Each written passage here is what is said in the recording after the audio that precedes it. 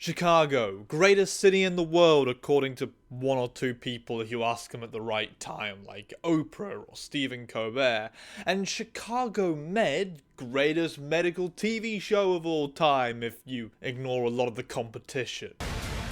There's someone out there with weaponized bacteria. Oh my god.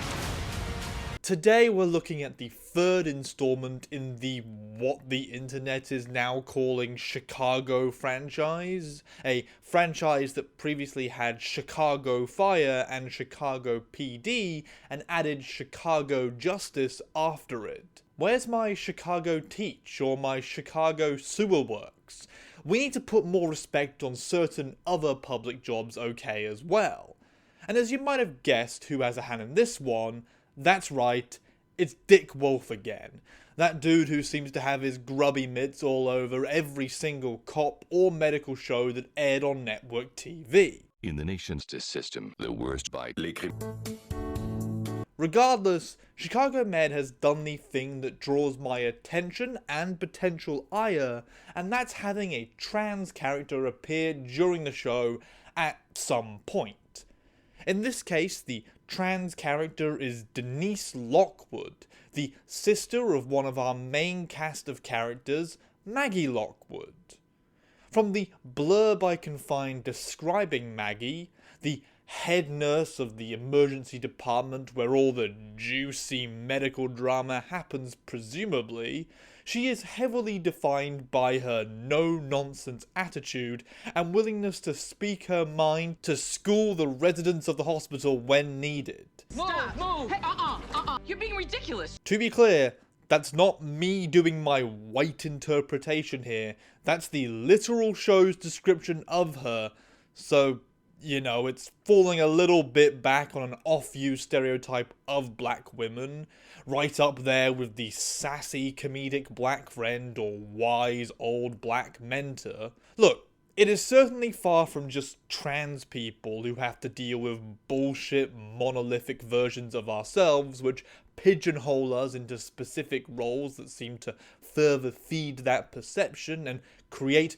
more of those characters, like some kind of tragically lazy racist Ouroboros. Despite that facet, let's take this as a good opportunity to actually jump into the episode itself and explore how Chicago Med decided to present this black trans woman and see if they managed to do anything interesting with it or just fell back on those same worrying stereotypes that we see so oft used. Onwards then to Season 2's Episode 3, Natural History. True. Uncle Miles. Is that gingerhead with you? I'm not sure how I feel about that title being used in an episode with a trans woman, but I'll let it go for now. Are you to blame for the big mouth on this one? Please, Maggie's been sassy ever since she could talk. So the episode starts us off with the Lockwood family having a big old cookout. A cookout with one white dude awkwardly walking around at the center of the whole thing, and it appears to be a bunch of fun and good times, good vibes, before Maggie spots her sister Denise across the grassy area, seeming to be shocked by her turning up to this event. Now, we obviously have a little bit of extra information that your regular viewer of this doesn't have on hand at this time. A bit of extra context that gives us a further insight to the surprise appearance of this Denise character. But remember that the audiences watching this at this point have no idea about the identity of this woman, and just think that it's Maggie's sister. Denise? Hey, I Mag. didn't think you were gonna come. Because the trans thing always has to be a surprise twist for people. The audiences for these things must love that shit with how much every episode of shows like this love to use and abuse the shock twist when it comes to trans people. It gets a little bit tiring. Denise and Maggie have a weird interaction at the end of their hanging out that leads to White Guy asking a few questions about this sister that I guess he hasn't really heard about before now. Questions that include a little hint for those in the know as he questions if she moved to Dallas 9 years ago because of some guy, to this answer. Let me guess. Because of a guy? Something like that. You get it? The some guy here is Denise before she transitioned. I mean, your regular viewers are not going to know that, and honestly might actually have forgotten that small comment by the time the revelation happens, but for you and me, it's a fun little clue to putting together the trans puzzle. Because, you know, it's always great when a trans person is treated like some kind of media mystery that the created universe is trying to direct you towards finding out their status and their past, that based on them not saying it to anybody, they don't actually want people knowing that. After that, Yeah. Bye. bye. I don't know, I always find shows like this engage in what I call casual rudeness. Like, it's not explicit transphobia or bigotry, it's just kind of a low-level humming buzz of light dickishness around specific minority characters. Not enough to base a completely negative analysis on, but enough to make me a little bit annoyed. And it does set me up to be more negative in my reception. Come on, let's go say hi to everybody. Hey! Then Denise crashes her car, because this is a medical show and something has to be medically wrong with her, otherwise she doesn't need to be on the show. I don't think she intended to lose her sight and hit a post is what I'm getting at here. Denise! And that's our lead in for hospital stuff. And obviously there are other storylines happening. This is one of those shows that does the whole rule of three things. You have 3 consecutive narratives to allow the ensemble cast to have all the development and something to do during the episode. And as normal, we will be skipping all the other storylines unless really interesting or funny things come up during them and I want to talk about it. With your consent, I would like to operate. I'd like to get a second opinion. So, after Denise gets to the hospital and gets some help to return her sight, she seems to be pretty adamant on getting the hell out of there and back to Dallas as soon as possible, to the shock and worry of all the staff who definitely seem to think that that choice is a very, very bad idea, considering that she just lost her sight for a reason that they don't yet know. I mean, I get it. That randomly happening would be a cause for a lot of concern, and you blowing it off would look kind of weird. I'm okay. Where are you going? If I leave now, I can still catch my flight. Denise finally concedes to get tested for what might be the issue as long as it's done quickly, and she can get back to whatever the hell is going on in Dallas that she really needs to get to. In one of the other storylines, there are a bunch of cis people dealing with pregnancy issues who refuse to get an ultrasound because they believe the sound waves are harmful to the fetus. You must think we're some granola-fed hipsters, but that's not it. My sister miscarried after an amnio. It's actually kind of bizarre how often the trans storyline in these medical shows gets tied into the same storyline as a pregnancy storyline. Like, I don't know if that's a requirement for the writers or something, some kind of balancing act of like, here's the trans thing, quick, think of the most cis thing we can think of. A cis couple who are having a child. That's the most cis thing, put that in too. But the fact that it's happened more than twice by this point on my channel does raise a few questions. About the baby. We've also got a doctor and what I think is a nurse, based on the outfit colour, flirting with each other over a sick immigrant who doesn't speak English. Maybe metronidazole. Will do. These shows are just weird, I think. But I think we need to holster that curiosity and save it for the trans character of the episode, the focus of this analysis, who is presumably somewhere, though I haven't seen them in about 10 minutes of screen time. Maybe Denise fled back to Dallas. I learned a long time ago that you have to do what makes you happy. Oh no, there she is, getting some tests done. The only thing we get here that gets us a little closer to an idea on Denise is when Maggie is giving some advice to one of those flirting med people about how she learned a long time ago that just because it's strange or weird doesn't mean you shouldn't do it. You should do what makes you happy. Said while looking over at her sister, which yet again would mean nothing to your regular audience, but for us is another little piece of bread on that ground trail leading us towards the witch's house of Denise being a trans woman. How's your sister? Stubborn as ever. Chicago Med is playing this all quite close to the chest so far, and I do sort of appreciate it for the way that it's showing how Denise's status as a trans woman is not something that is openly shared information.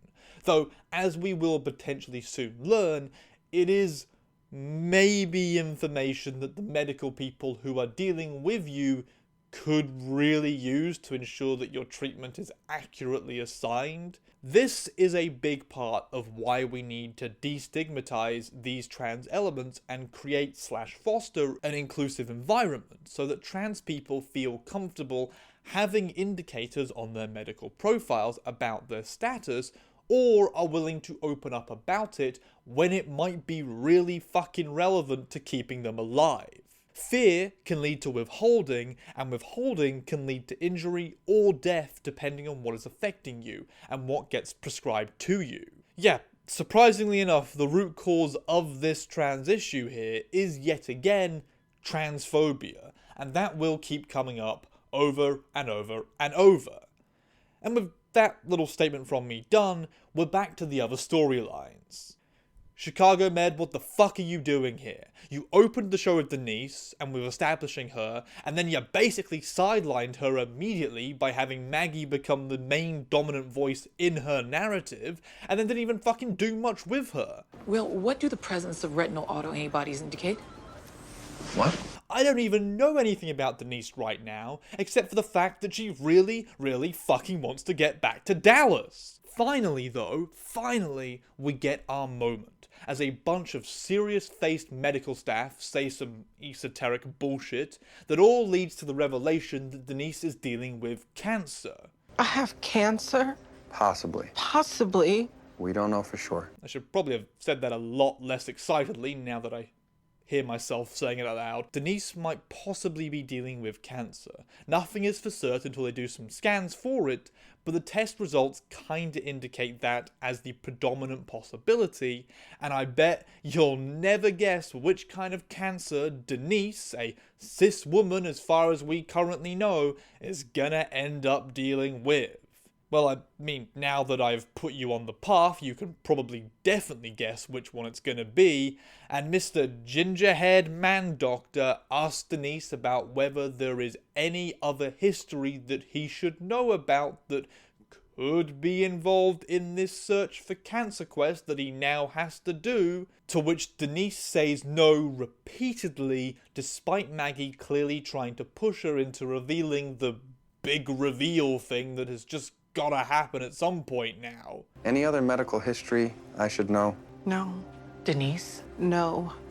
And see my aforementioned point about how a trans person's expectation of treatment by staff pushes them into making a bad choice from a medical perspective and hiding their medical history when it's very important because they're worried about how they might be perceived or treated due to it. I really hope that the show doesn't blame this on Denise or make this into her problem, because how she is acting is merely a symptom of a larger social issue that drives her actions and choices by controlling her through fear and a desire to move past who she used to be seen as a decade ago. And if you don't understand Denise's choices by this point, then you need more explanation than I can give you, to be honest, about trans people and our experiences.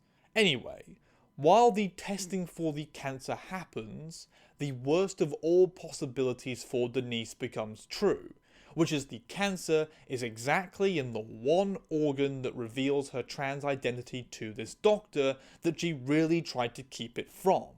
that being her prostate. I think this thing is acting up again.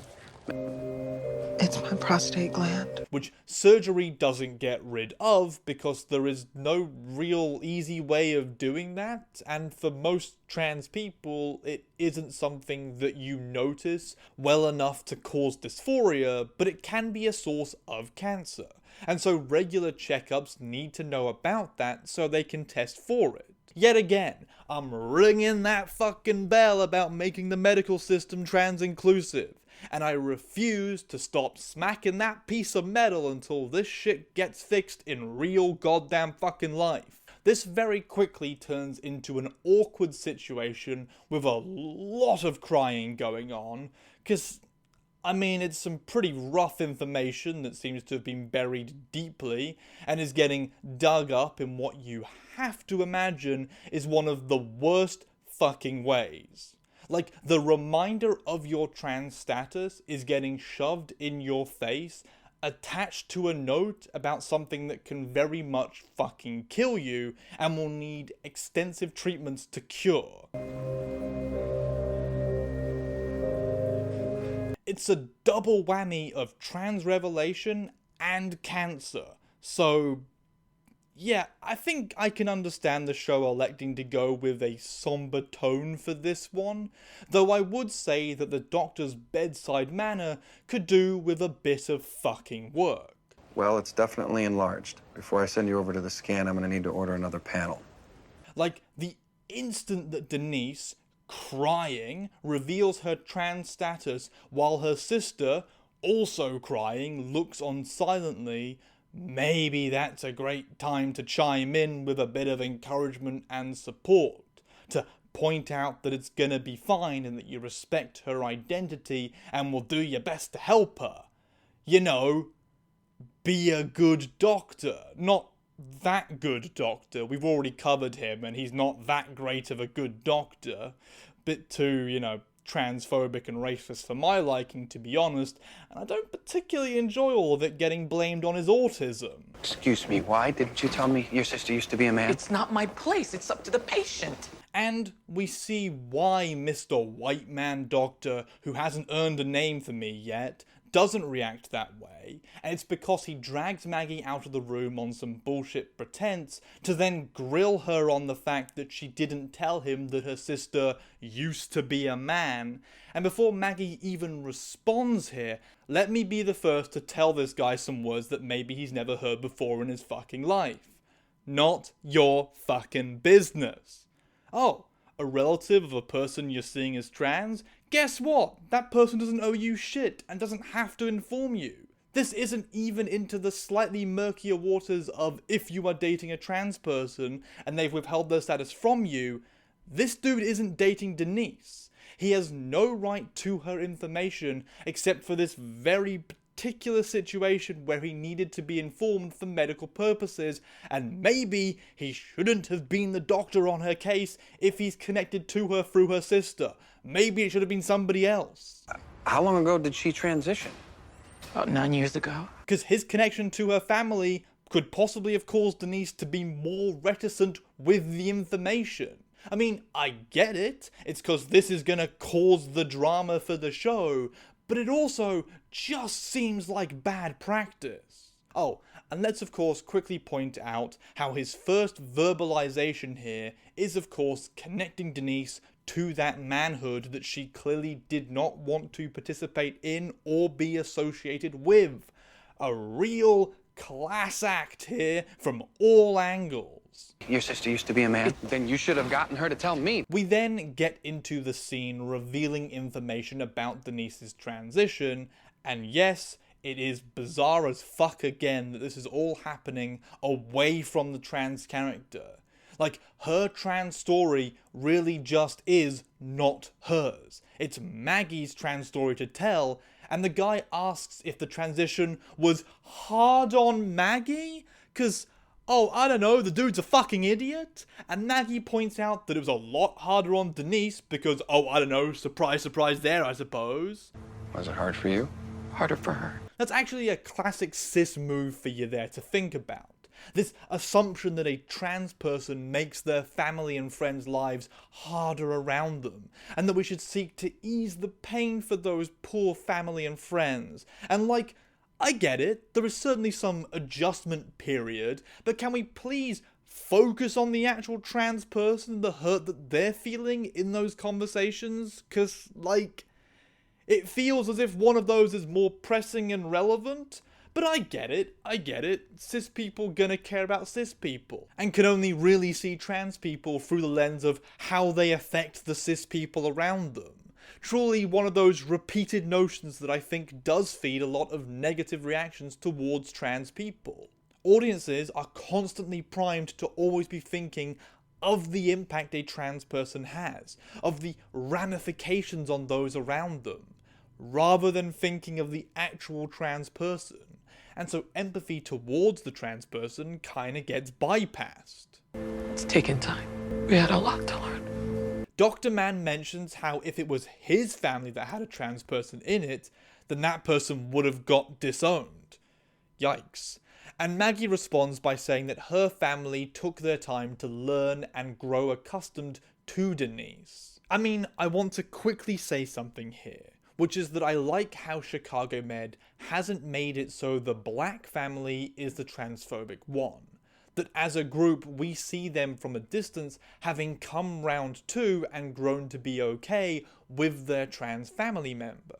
And I appreciate that specifically because there is this stereotype that assumes the black community is more hostile towards gay people and trans people, and all other shades of queer people. A stereotype that takes some statistics that are based on studies that are very contextually important about black masculinity and Christian influences within black families, and then expounds that to be indicative of an entire group of people in a way that is sort of pretty clearly racism. It's good that Chicago Med is breaking that mold, that it's showing how acceptance is not a racially defined thing, and that the white people can be very unaccepting, while black people can be accepting. Or my family, she would have been disowned. Trust me, it does feel like this shouldn't be such a big deal, but Law and Order and CSI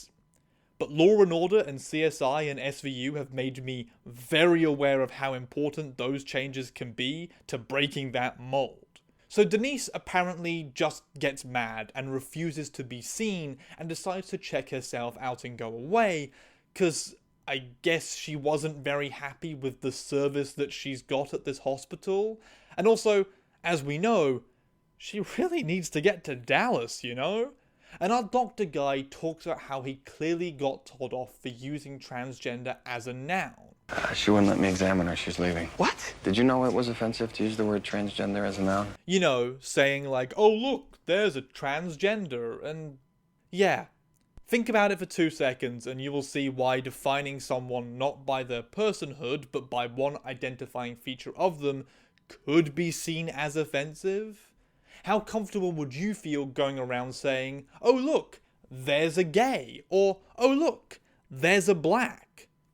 Doesn't feel great, does it? And it shouldn't. Maggie and Denise have a talk about this, with Denise talking about how she expected this kind of bullshit from that Canaryville doctor, and Maggie defends her dude as being good people because they both have assumptions and skin in this fight from different angles, I suppose, which are feeding how they go into this. And then this drama scene gets a whole lot more drama when Denise reveals why she doesn't come back to Chicago so often. They embrace you. I'm not talking about the family. I'm talking about you. Because she doesn't need people judging her and her life choices. And with that statement, she isn't talking about the rest of her family, she's talking specifically about Maggie. Ooh, whew, that's gotta sting for someone who I guess thought that they were accepting and an ally, and that this was all in the past. And Maggie kinda then immediately makes it clear why she is the problem. She keeps bringing up how she was born this way, and then she says how she misses her brother, and seems to be very much refusing on letting him go.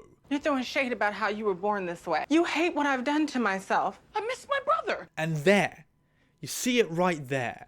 That's the inherent transphobia. That subconscious attitude that feeds bigotry, because that perception on things is going to make you hate this person that you feel took your sibling away from you because you don't recognize who they currently are.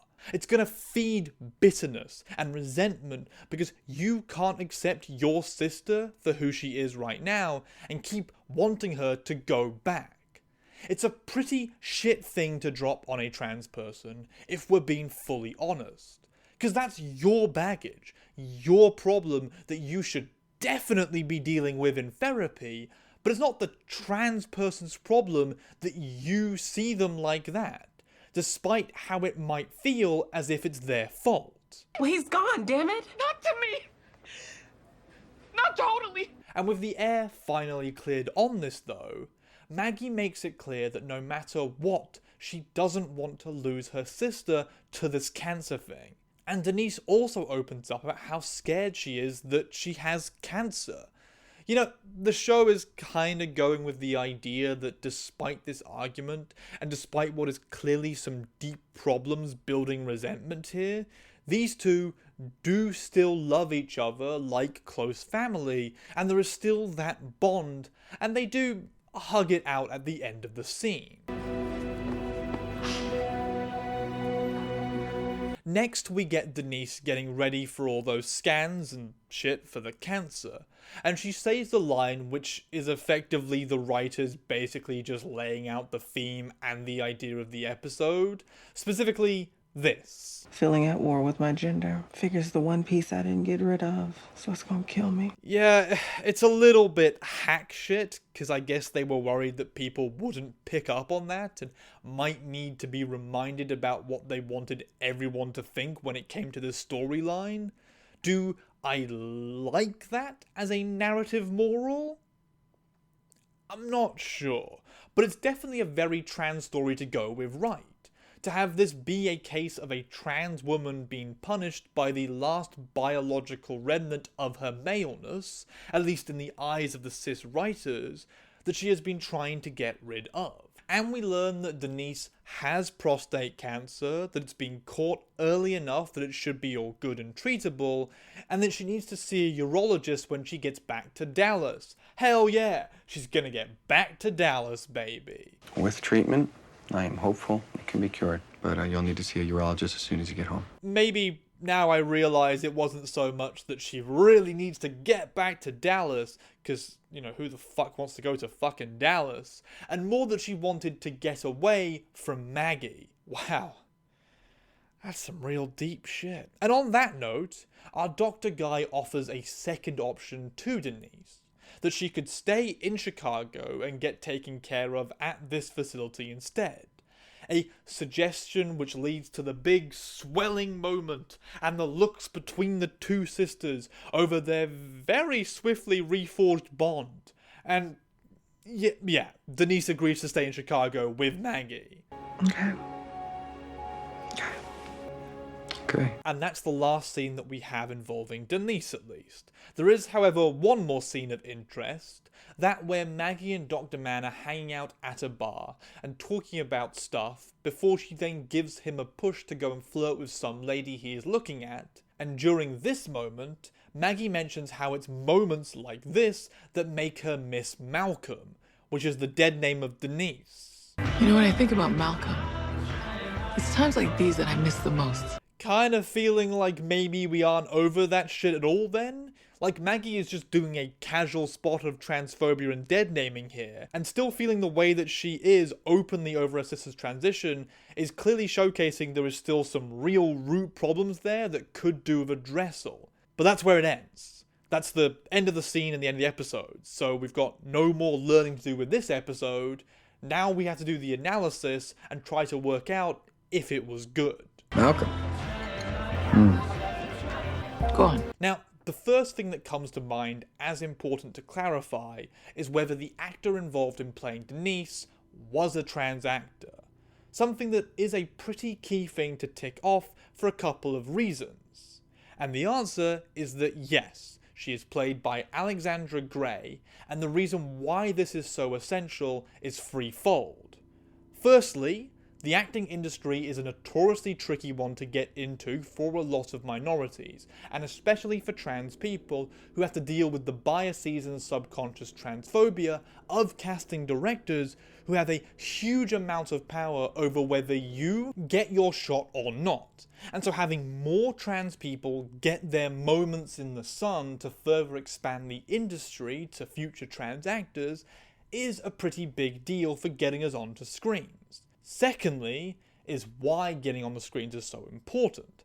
And that's because having a trans person on the TV or in film is a great way for cis audiences to become familiar with the real versions of us rather than fabricated ideas built from what a cis creator can put together. It goes a long way towards breaking the monolithic visual stereotyping that a lot of trans people deal with, and that feeds a ton of bigotry because people hear the word trans and immediately get an image in their mind of what that looks like, and it's normally the least flattering possible version. I was just taking Stanlerina to get her hormone shots. Thirdly, it's also good to have trans people involved in some way in the process of a trans character or trans narrative, because we can inform the writing and directing decisions to be more realistic and accurate to the actual truth of what that identity is like and deals with. It helps to give a direct line to lived experience, and that goes a long way to ensuring that cis people don't walk around with incorrect views on the community and our lives they believe to be true because a show presented it to be true and real. Those are all pretty big things to tick off. And the question then becomes, did Chicago Med do well because it utilized a trans actor in the role? I'm scared. We'll get through this. Well, we don't have a Chicago Med episode involving a trans character played by a cis person to compare it to, but we do have similar media from the same time frame to consider, and in that sense, I would argue that Chicago Med follows the generally positive and attempting to engage with trans identity from an understanding place, while also still having a few hurdles that they really haven't quite managed to work out just yet. The major one for me being the sidelining of the trans character in the episode ostensibly about them, as well as the issues around the sibling not getting challenged on their beliefs much at all. As for giving the opportunity for further roles, Chicago Med came kind of halfway through Alexandra Gray's ongoing career, after multiple other one-off episode entries, though I would point to how shortly after this she got a longer role on both Empire and MacGyver, so I definitely think it's part of the idea that opening one door unlocks further doors more easily, and eventually you start getting considered for roles consistently. Sorry, can I help you? I'm Parker. Maddie assigned me to be your shadow while she's in DC. I'm trying to say here that I'm pretty sure that I'm right on all the stuff I said, okay? So yeah, I would argue that Chicago Med in this episode did a pretty decent job, however there are some things that I would like to improve on. And I know you're thinking maybe Denise comes back because she's staying in Chicago, and she does appear a few more times, but there's not really much trans exploration of the character beyond this episode. There's a couple of dating episodes, and one that I will probably make my own video for down the line, because it doesn't really deal with the issue that we saw here, the medical side and Maggie's side of things, and deals more with the relationship side of issues that trans women can go through. So, from the perspective of how it's approaching this one, we can see that it does at least attempt to challenge internalized transphobia in the medical profession. It does try to challenge internalized transphobia within siblings. However, it doesn't go all the way in making this a big deal, potentially because of the fact that Denise wasn't a huge focus of the episode, despite being one of the 3 major plot lines. So yeah, let's call it fine. Let's say fine. Chicago Med did fine. It wasn't hurtful, it wasn't directly attacking us, but it did have some slip-ups that I do think cause issues. And that's the episode. And if you liked what I said here or found it to be educational, then that's fantastic. It's what I'm looking to do with this channel, and every video that achieves that is a big tick for me. If you really liked what I did here, the best way to show that is by going to my Patreon or my Ko-Fi and subscribing there. The names of those in the $5 and up category should be scrolling past the screen right now, and I'm really appreciative of everyone on there for helping to fund what I'm doing here and keep this channel going. This kind of support pays for things like rent, power, internet, food, and cat. Don't worry, the cat is fine. I'm going to keep mentioning him because people were worried that if I didn't mention him, he was gone. He's still here, he's still destroying everything in my house, and he's still being a complete goddamn fucking menace. Don't worry. But yeah, it pays for all that stuff, which allows me to focus on making the videos, especially within New Zealand right now, where our economy is down the fucking shitter. Seriously, we're in a recession, it's a goddamn nightmare, especially in the city that I live in. And so to be able to have YouTube be a job because of people supporting the channel does go a huge way to letting me keep making videos. And having people support me like this does tell me that my videos are important enough to some people that they're happy to pay to keep seeing them coming. And don't worry, we've got plenty more stuff to go. I've got a bunch more trans videos before I get to my big final wrap-up, probably happening 2027, I'd say, at this point. And after that, and during that time, I also want to make a brief look at Pokemon. I want to continue the brief looks at Riverdale. I want to make a few more side videos, like that New Norm video, or the Q-Force video, exploring media that I've been interested in and that I want to have an analysis on. Eventually, when I move past the trans thing, I'm going to have to expand what I'm doing out, and all I can really hope is that my audience will stick around for that. But anyways, yet again, huge thanks to everyone who is helping to fund this channel, but also a huge thanks to everyone who watched this video to this point.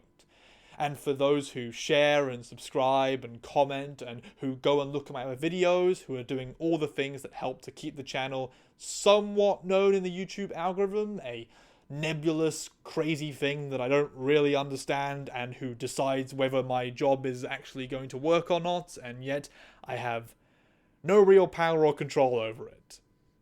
It's a little bit scary, frankly.